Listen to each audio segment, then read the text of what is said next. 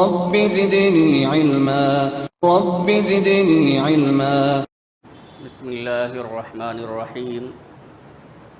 إن الحمد لله نحمده ونستعينه ونستغفره ونعوذ بالله من شرور أنفسنا ومن سيئات أعمالنا. من يهده الله فلا مضل له ومن يضلل فلا هادي له. وأشهد أن لا إله إلا الله وحده لا شريك له وأشهد أن محمدًا عبده ورسوله. يا أيها الذين آمنوا اتقوا الله حق تقاته ولا تموتن إلا وأنتم مسلمون. يا أيها الناس اتقوا ربكم الذي خلقكم من نفس واحدة وخلق منها زوجها وبث منهما رجالا كثيرا ونساء. واتقوا الله الذي تساءلون به والأرحام إن الله كان عليكم رقيبا. يا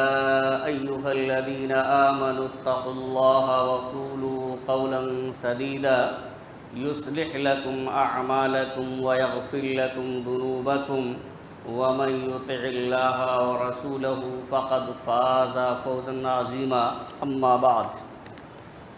فإن خير الحديث كتاب الله وخير الهدي هدي محمد صلى الله عليه وسلم وشر الأمور محدثاتها وكل محدثة بدعة وكل بدعة ضلالة وكل ضلالة في النار. فاعوذ بالله من الشيطان الرجيم. بسم الله الرحمن الرحيم. وما محمد إلا رسول قد خلت من قبله الرسل أفإن مات أو قتل انقلبتم على أعقابكم ومن ينقلب على عقبيه فلن يضر الله شيئا وسيجزي الله الشاكرين.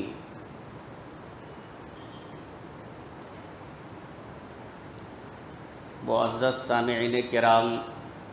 حاضرین جمعہ، قوم کے نوجوان ساتھیوں، عزیز بچوں اور پردہ نشین میری ماں اور بہنوں، اللہ رب العالمین کے حمد و ثنا، عظمت و کبریائی اور نبی مکرم، رسول معظم، پیغمبر محتشم، خاتم الانبیاء، سید المرسلین جناب محمد رسول اللہ صلی اللہ علیہ وسلم پر بے شمار درود و سلام کے بعد معلوم ہو کہ خطبہ مسونہ کے بعد سورہ آل عمران کی 144 نمبر آیت کریمہ آپ حضرات کے سامنے تلاوت کی گئی ہے۔ اسی آیت کریمہ کو سامنے رکھتے ہوئے آج کی اس جمعہ کے خطبے میں فتنہ ارتداد کے تعلق سے، یعنی اسلام لانے کے بعد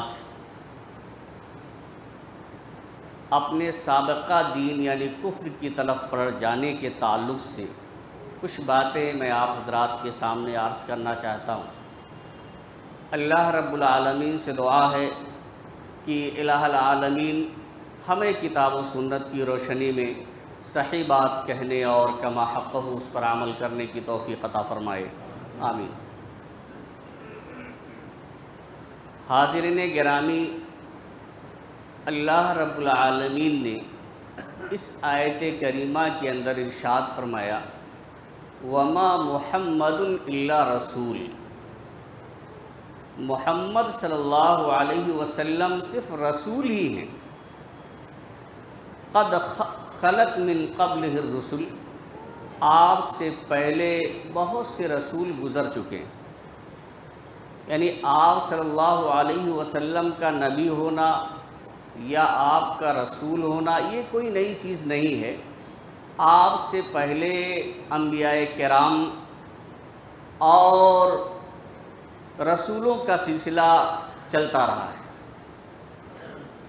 افإن مات او قتل، اگر آپ انتقال کر جائیں، یعنی آپ صلی اللہ علیہ وسلم اس دار فانی سے کوچ کر جائیں، آپ پر موت واقع ہو جائے،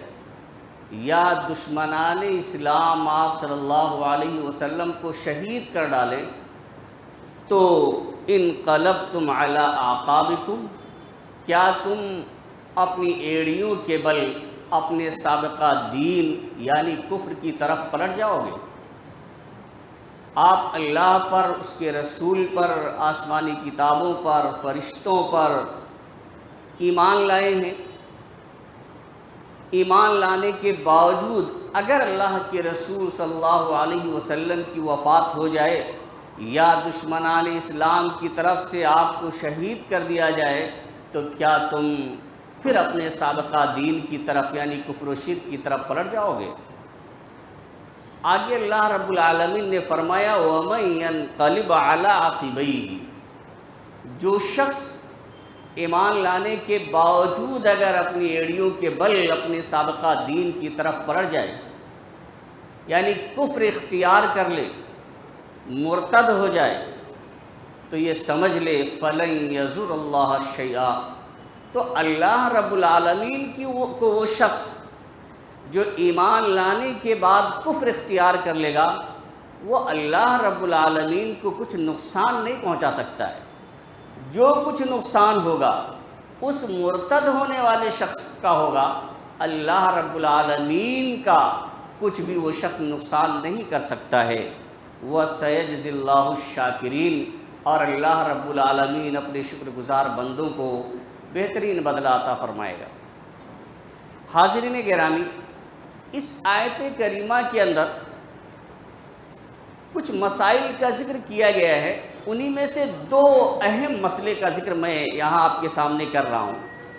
کیونکہ خطبے کا وقت بڑا مختصر ہوتا ہے تو ساری چیزیں نہیں، دو چیزیں۔ ایک تو یہ کہ کسی نبی کے وفات پا جانے کی وجہ سے، کسی رسول کے شہید ہو جانے کی وجہ سے، اس کے اس دنیا دار فانی سے کوچ کر جانے کی وجہ سے دین میں کوئی نقص نہیں رہ جاتا ہے، دین ترقی کرتا رہے گا، اس میں کسی طرح کی کوئی کمی آنے والی نہیں ہے۔ اور دوسری بات جو یہ معلوم ہوتی ہے وہ یہ کہ جو لوگ رسولوں کے وفات پانے کے بعد، انبیاء کرام کی اس دار فانی سے رخصت ہونے کے بعد جو مرتد ہو جاتے ہیں، کفر کی طرف پلٹ جاتے ہیں، ان کے کفر کی طرف پلٹنے کی وجہ سے اللہ کا کچھ نقصان نہیں ہو سکتا ہے، وہ اللہ رب العالمین کا کچھ بگاڑ نہیں سکتے ہیں۔ لیکن یہ بات ضرور معلوم ہوتی ہے کہ اس طرح کے واقعات پیش آتے رہیں گے، اور ارتداد کا جو یہ فتنہ ہے، کوئی لالچ میں آ کے اپنے دین کو چھوڑ دیتا ہے، کوئی دباؤ میں آ کر سابقہ دین کی طرف لوٹ جاتا ہے، دنیا حاصل کرنے کے لیے آدمی اپنے اعزاء و اقربا کی محبت کو ترک کر دیتا ہے، دین اور اسلام کی قربانی پیش کر دیتا ہے، اور پھر گمراہی کی طرف چلا جاتا ہے۔ لیکن اس سے اسی کا نقصان ہوگا، اور یہ سلسلہ اللہ کے رسول صلی اللہ علیہ وسلم کے زمانے سے ہی ہے، لیکن آپ صلی اللہ علیہ وسلم کے زمانے میں یکا دکا واقعات پیش آئے ہیں۔ جس طرح سے آج یا آپ صلی اللہ علیہ وسلم کے وفات کے بعد ارتداد کا فتنہ بڑھا ہے، وہ آپ صلی اللہ علیہ وسلم کے زمانے میں نہیں تھا، لیکن آپ کے دور ہی سے یہ کوشش چلی آ رہی ہے۔ آپ کی زندگی میں لوگوں کو اسلام سے پھیرنے کے لیے مختلف قسم کی سازشیں دشمنان اسلام کی طرف سے رچی جاتی رہی ہیں۔ اللہ رب العالمین نے سورہ آل عمران کے اندر بڑی ہی صفائی کے ساتھ اس کی وضاحت کی ہے کہ وَقَالَ طَائِفَةٌ مِّنْ أَهْلِ الْكِتَابِ آمِنُوا بِالَّذِي أُنزِلَ عَلَى الَّذِينَ آمَنُوا وَجْهَ النَّهَارِ وَاكْفُرُوا آخِرَهُ لَعَلَّهُمْ يَرْجِعُونَ۔ اہل کتاب جن کو یہودی لوگ جنہیں اللہ رب العالمین نے تورات عطا کیا، وہ اہل علم تھے، انہوں نے جب دیکھا کہ اسلام کے ماننے والے بڑھتے ہی جا رہے ہیں، اب اسلام کے ماننے والوں کی تعداد میں کمی نہیں ہو رہی ہے، اضافہ ہی ہوتا چلا جا رہا ہے، پریشان ہوئے اور ان لوگوں نے ایک تدبیر نکالی. یہ اللہ کے رسول صلی اللہ علیہ وسلم کے زمانے ہی میں ایک تدبیر نکالی کہ ہم چونکہ اہل علم ہیں، اہل کتاب ہیں، تو دنیا ہم پر اعتماد کرے گی، لوگ ہماری باتوں پر، ہمارے قول اور فعل پر بھروسہ اور اعتماد کریں گے. اس لیے انہوں نے پلاننگ کی اور ان کی ایک جماعت نے یہ کہا آمنوا بالذی انزل علی الذین آمنوا وجہ النہار واکفروا آخرہ، کہ دن کے ابتدائی حصے میں مسلمانوں پر، مومنوں پر جو کچھ اللہ رب العالمین کی طرف سے نازل کیا گیا ہے ایمان لے آئیے. اپنے لوگوں کو فرضی ایمان کے لیے ابھارتے ہیں.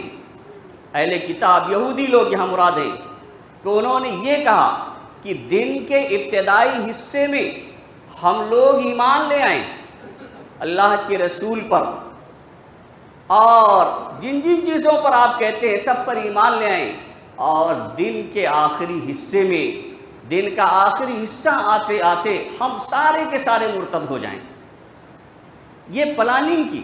وہ اس لیے لعلہم یرجعون، تاکہ یہ مسلمان بھی اپنے دین سے پلٹ جائیں. کیوں؟ اس لیے کہ لوگ اس بات پر کو سوچنے پر مجبور ہو جائیں گے کہ اللہ رب العالمین نے انہیں کتاب سے نوازا ہے، علم سے نوازا ہے. جب یہ قوم اتنا علم رکھنے کے باوجود دن میں ایمان لاتی ہے، لیکن شام ہوتے ہوتے وہ ایمان سے ہٹ جاتی ہے، انکار کر جاتی ہے، اس کا مطلب یہ ہے کہ اسلام کے اندر کوئی نقص ہوگا. اس کا مطلب یہ نکلتا ہے کہ اسلام کے اندر کوئی کمی ہوگی. اور جب لوگ اس بات کے سوچنے پر مجبور ہو جائیں گے تو وہ بھی اسلام سے پھر جائیں گے. یعنی یہ پلاننگ، یہ سازش کی، اور اسی طرح کی سازشیں مختلف ناموں کے ذریعہ قیامت تک کی جاتی رہیں گی، جن سے ہمیں اور آپ کو بچنے کی ضرورت. اس کے بعد وہ یہ بھی کہتے تھے کہ دن کے ابتدائی حصے میں ایمان لاؤ اور آخری حصے میں، دن کا آخری حصہ آتے آتے کفر کر جاؤ، مرتد ہو جاؤ. وَلَا تُؤْمِنُوا إِلَّا لِمَنْ تَبِعَ دِينَكُمْ، لیکن سنو،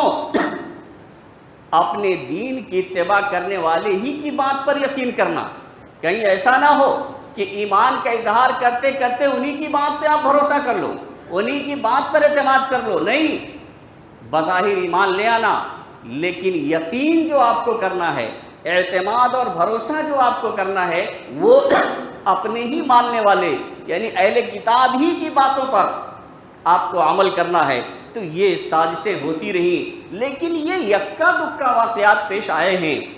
اور فتنہ ارتداد کا جو ایک سیلاب آیا وہ اللہ کے رسول صلی اللہ علیہ وسلم کی وفات کے بعد. حضرت ابوبکر صدیق رضی اللہ تعالیٰ عنہ کے زمانے میں آپ اس حالات کو دیکھیں گے، اگر مطالعہ کریں گے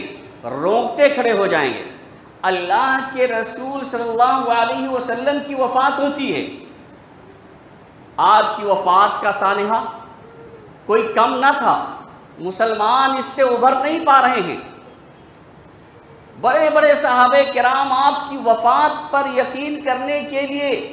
تیاری نہیں ہو رہے ہیں. حضرت عمر فاروق رضی اللہ تعالیٰ عنہ جیسے جلیل القدر صحابی یہ ماننے کے لیے آمادہ ہی نہیں ہو پاتے ہیں کہ آپ صلی اللہ علیہ وسلم کی وفات ہو گئی ہے. یعنی ایسا دور تھا. اور وفات کے بعد ہی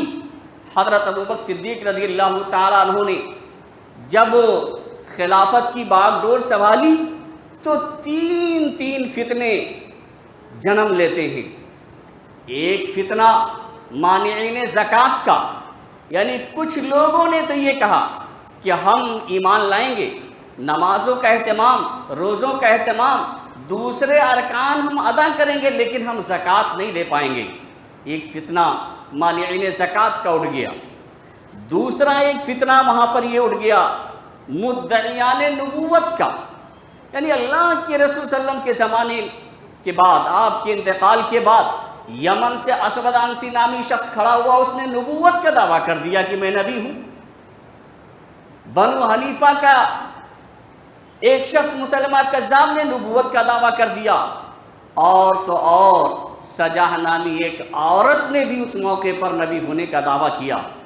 تو ایک فتنہ مانعین زکوٰۃ کا، زکوٰۃ نہ دینے والوں کا، ایک دوسرا فتنہ مدعیان نبوت کا، نبوت کے دعویٰ کرنے والوں کا، اور ایک تیسرا فتنہ ارتداد کا، کہ جزیرۃ العرب کے اندر قبیلے کے قبیلے مرتد ہونے لگے، دین اسلام سے پھرنے لگے۔ روزانہ مدینے میں خبر پہنچتی کہ آج فلاں قبیلہ اپنے دین سے ہٹ گیا ہے، آج فلاں قبیلہ مرتد ہو گیا ہے۔ یہ تین فتنہ، آپ بتائیے۔ حضرت عائشہ صدیقہ رضی اللہ تعالیٰ عنہ کہتی ہیں کہ والد محترم حضرت ابوبکر صدیق رضی اللہ تعالیٰ عنہ نے جب خلافت کی باغ ڈور سنبھالی تو مسلمانوں کی یہ حالت تھی جیسے سرد رات میں، تاریک رات میں بکریوں کا ریوڑ بغیر چرواہے کے بھٹک رہا ہو، یہ حالت تھی مسلمانوں کی۔ ایسے موقع پر جب ارتداد کا فتنہ بڑھا تو بعض صحابہ کرام نے یہ مشورہ دیا حضرت ابوبکر صدیق رضی اللہ تعالیٰ عنہ کو کہ تین فتنے ہیں، کم سے کم مانعین زکوٰۃ سے سمجھوتا کر لیا جائے، ایمان تو اور چیزوں پر لا ہی رہے ہیں، ان سے سمجھوتا کر لیا جائے۔ اور اس بات کو منوانے کے لیے حضرت عمر فاروق رضی اللہ تعالیٰ عنہ کو آپ کے پاس بھیجا۔ حضرت عمر فاروق رضی اللہ تعالیٰ عنہ نے جب حضرت ابوبکر صدیق رضی اللہ تعالیٰ عنہ سے بات کہی تو حضرت ابوبکر صدیق، آپ غور کیجئے کہ حضرت عمر فاروق رضی اللہ تعالیٰ عنہ سختی میں مشہور اور ابوبکر صدیق نرمی میں مشہور، لیکن اس وقت ان فتنوں کو دیکھ کر حضرت عمر فاروق رضی اللہ تعالیٰ عنہ نرم پڑ جاتے اور کہتے کم سے کم مانعین زکوٰۃ سے سمجھوتا کر لیا جائے، پہلے ان دو فتنوں سے نمٹا جائے۔ تو حضرت ابوبکر صدیق کہتے ہیں اَيَنْقُصُ الدِّينَ دِينُ وَأَنَا حَيٌّ، کہ عمر میرے زندہ رہتے ہوئے دین محمدی میں کمی آ جائے یہ ممکن نہیں ہے۔ بڑی عظیمت کے ساتھ انہوں نے اعلان کر دیا اور کہا کہ سنو واللہ لأقاتلن من فرق بین الصلاۃ والصلاۃ، زکوٰۃ، اللہ کی قسم جو نماز اور زکوٰۃ کے درمیان فرق کرے گا میں اس سے قتال کروں گا، میں اس سے جنگ کروں گا۔ فإن الزکاۃ حق المال، کیونکہ زکوٰۃ تو مال کا حق ہے۔ اور پھر قسم کھاتے ہیں ایسا نرم انسان، وہ یہ کہہ رہا ہے واللہ لو منعونی عقالا كانوا يؤدونه الى رسول اللہ صلی اللہ علیہ وسلم لقاتلتهم على منعه، کہ اللہ کی قسم اگر اللہ کے رسول کے زمانے میں کوئی شخص زکوٰۃ میں ایک رسی بھی دیتا تھا اور آج روک لے گا، وہ نہیں دے گا، تو میں وہ روک لینے کی وجہ سے اس سے قتال کروں گا۔ اور تینوں فتنوں سے نمٹنے کے لیے انہوں نے مکہ، مدینہ اور طائف کے مسلمانوں کو لے کر کے بیک وقت تینوں فتنوں سے نمٹا، اور 2 سال کی قلیل مدت میں حضرت ابوبکر صدیق رضی اللہ تعالیٰ عنہ نے ان تمام کا قلعہ کما کر دیا۔ یہ ایک معجزہ تھا اللہ کی طرف سے کہ 2 سال کی قلیل مدت میں یہ ان تمام فتنوں کا خاتمہ ہو گیا۔ تو سامعین کرام، یہ ارتداد کا فتنہ کوئی نیا فتنہ نہیں ہے، لیکن جس طرح سے ہمارے صحابہ کرام نے 1-2 مسئلے آ جائیں تو ہمیں آپ کو ہمت نہیں ہارنا چاہیے، حوصلہ پست نہیں ہو جانا چاہیے۔ چلا جاتا ہوں ہنستا کھیلتا موج حوادث سے، اگر ہوں آسانیاں تو زندگی ناکام ہو جائے۔ تو جتنا بھی مشکل ہوئے اسی اعتبار سے ہمارا عزم بڑھنا چاہیے، ہمارا حوصلہ بڑھنا چاہیے۔ حضرت ابوبکر صدیق رضی اللہ تعالیٰ عنہ جیسے نرم دل انسان کا یہ عزم ہمیں یہ درس دیتا ہے، یہ سبق دیتا ہے۔ اور لیکن یہ ارتداد کا سبب کیا ہوتا ہے، کس وجہ سے لوگ مرتد ہو جاتے ہیں؟ دیکھیے اسباب تو بہت سارے ہو سکتے ہیں، لیکن سب سے اہم سبب یہ ہے گھروں میں دینی ماحول کا نہ ہونا،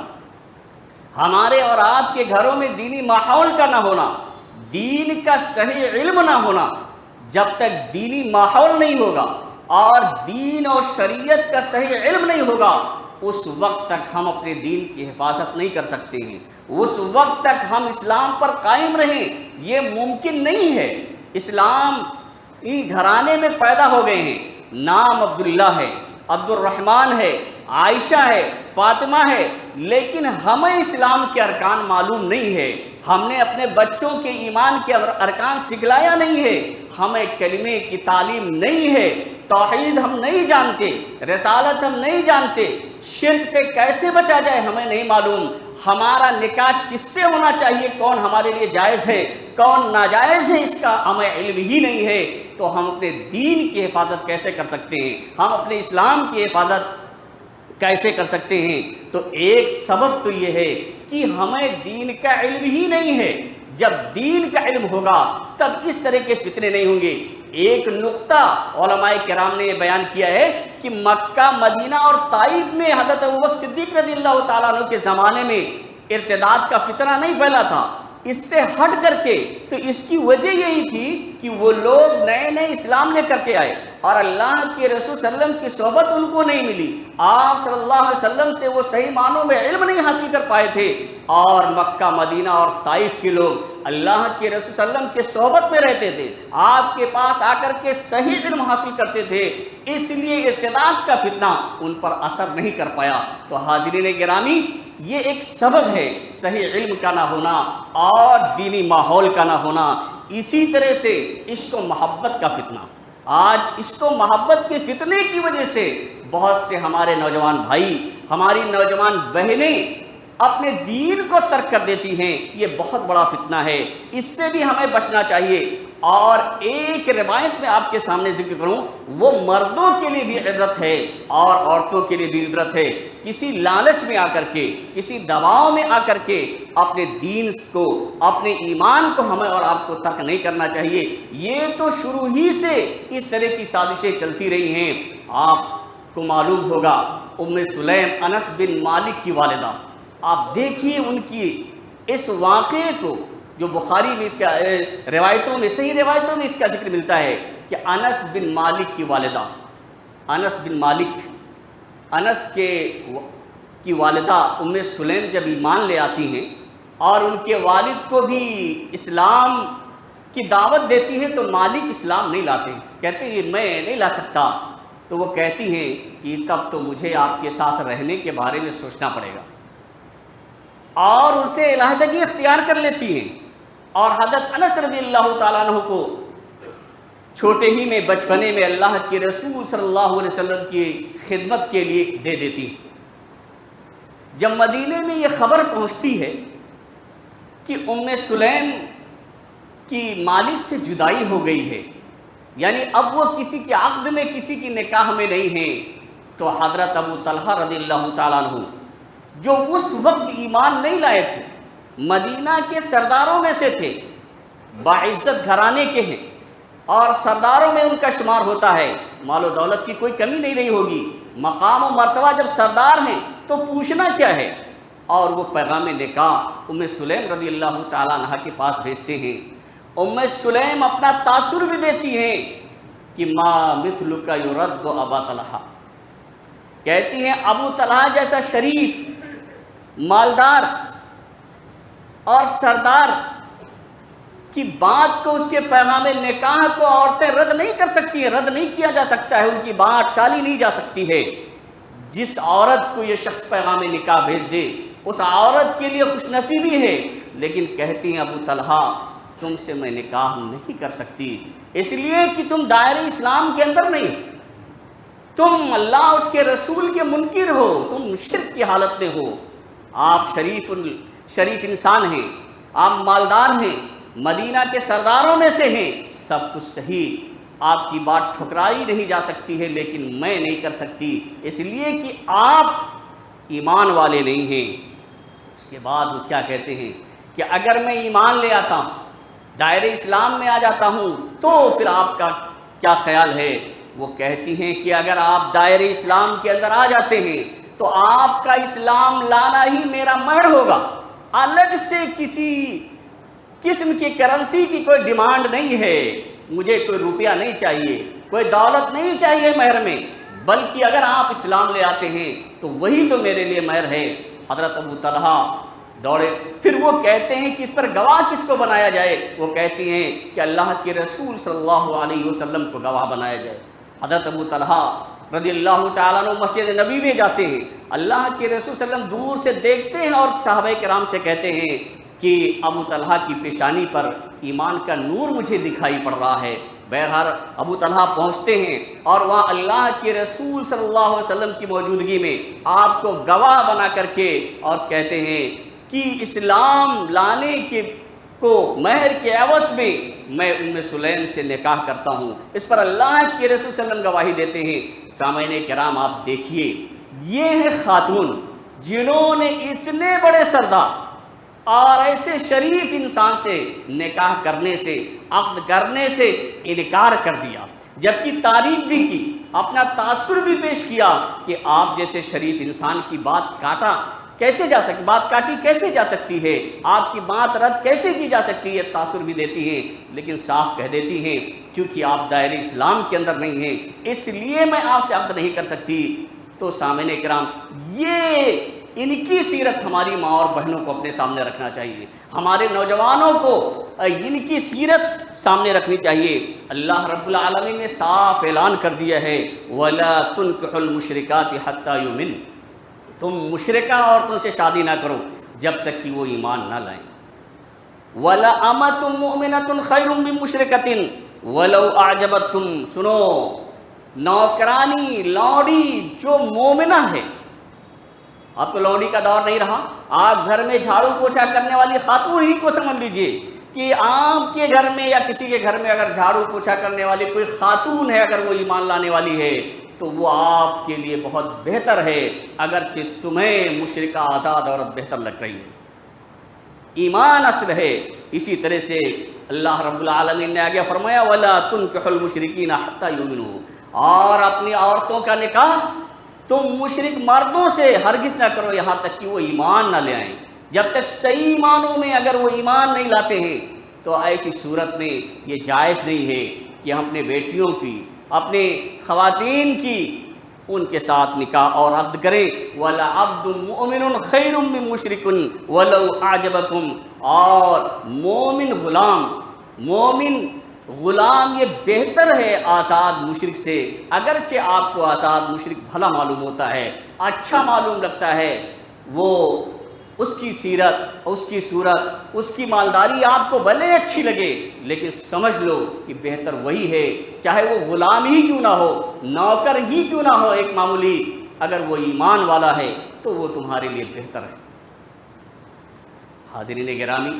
فتنہ ارتداد کا ذکر اللہ تعالی نے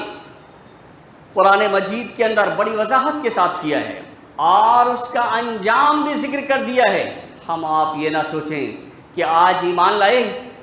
اور کل فتنہ مرتد ہو جاتے ہیں، اللہ کی سخت گرفت ہے، ایسے لوگوں کو اللہ رب العالمین ہلاک کر دے گا، ایسے لوگوں کو اللہ رب العالمین کی ضرورت نہیں ہے۔ اللہ رب العالمین فرماتے ہیں یا ایھا الذین آمنوا، اے ایمان والو، من یرتد منکم من دینہ فسوف یأتی اللہ بقوم، تم میں سے جو شخص اپنے دین سے مرتد ہو جائے گا، اب غور کریں، آپ کسی بھی خاندان کے ہوں، آپ کسی بھی پوسٹ پہ ہوں، آپ کا دنیا میں لوگوں کے درمیان جو بھی مقام و مرتبہ ہو، اللہ رب العالمین کے ہاں کوئی حیثیت نہیں ہے۔ اللہ رب العالمین فرماتے ہیں کہ اے ایمان والو سنو، تم میں سے جو بھی شخص اپنے دین سے مرتد ہو جائے گا، اپنے دین سے پھر جائے گا، تو اللہ رب العالمین اس کے بدلے دوسری قوم کو لے آئے گا۔ آپ کی ضرورت نہیں ہے،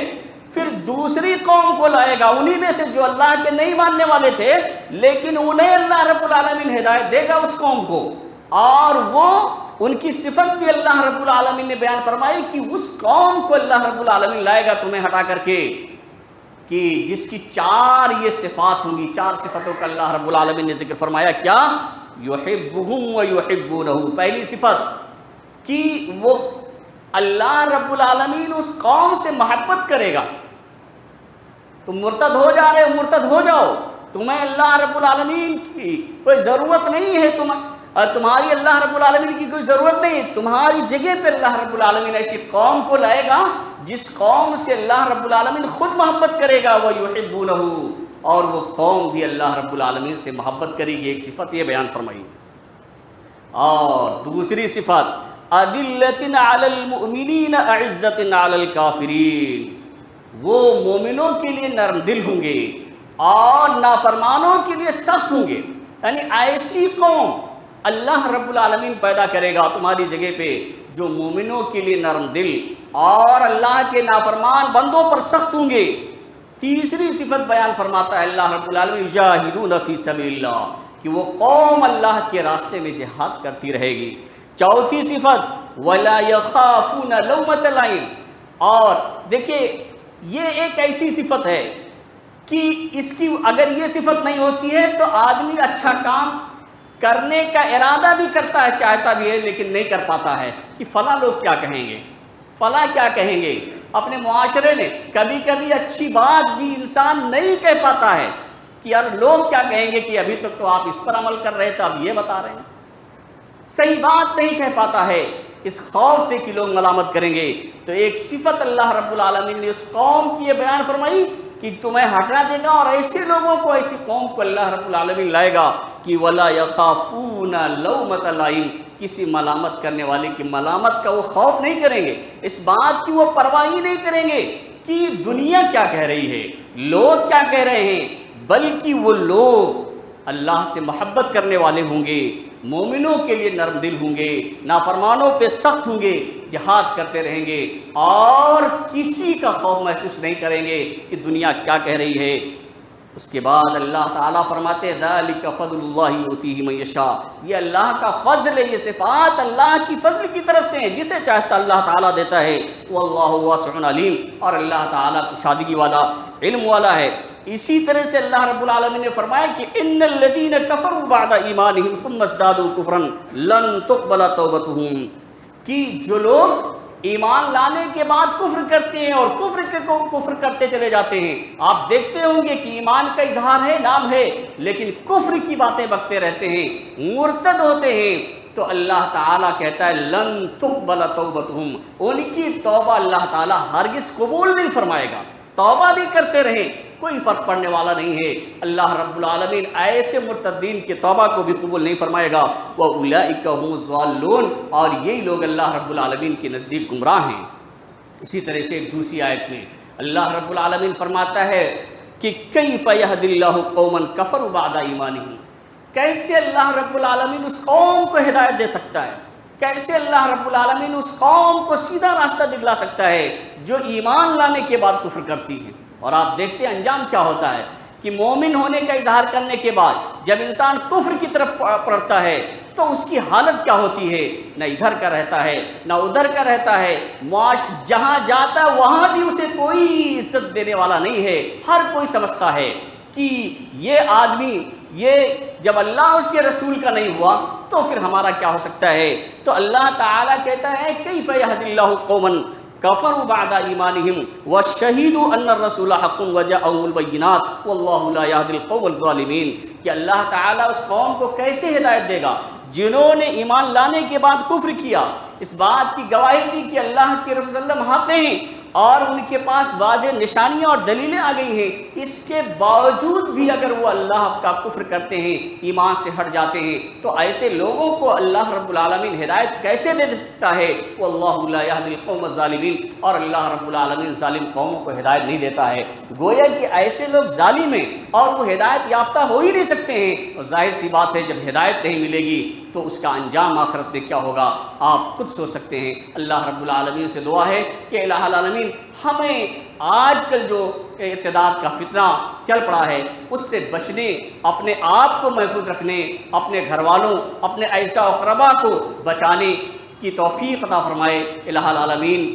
ہمیں جب تک زندہ رکھے تو ایمان پر رکھے. الہ العالمین جب ہمارا خاتمہ ہو تو ایمان پر ہو. الہ العالمین ہم میں جو پریشان حال ہیں ان کی پریشانیوں کو تو دور فرما دے. جو لوگ بیمار ہیں انہیں شفا کامل و عاجل عطا فرما. جو لوگ مقروض ہیں انہیں قرض کی ادائیگی کی توفیق عطا فرما۔ بارک اللہ لنا ولکم فی القرآن العظیم ونفعنا وإیاکم بالآیات والذکر الحکیم، انہ تعالی جواد کریم ملک رؤوف رحیم۔